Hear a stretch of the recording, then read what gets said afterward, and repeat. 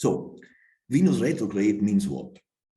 Venus is very much about the personal life, and not only about like relationships, but very much about relationships and the possible harmony in relationships, but also about the personal taste, the personal values, about everything connected with aesthetic and beauty, and also, let's say, about the mundane pleasures of life. Now, retrograde periods always lead more to reflection than to action.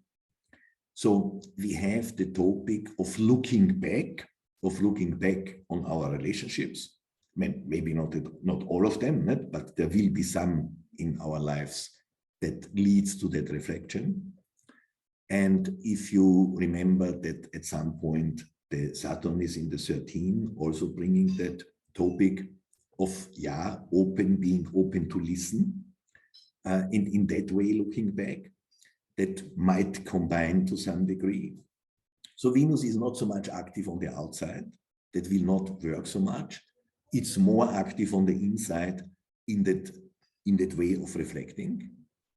And Venus as well is mostly in the quarter of mutation, except the last two gates, they will be activated during that quarter.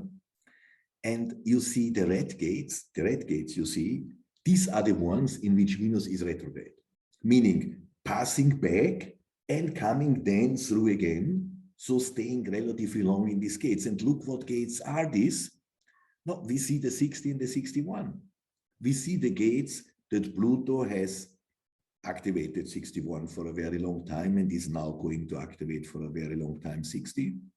And now the Venus, that Venus passes through to these gates at this time of the year is just normal, but not that it becomes retrograde and putting an emphasis on that. So a strong pressure to find your inner truth concerning your relationships, and at the same time, the experience of a limitation.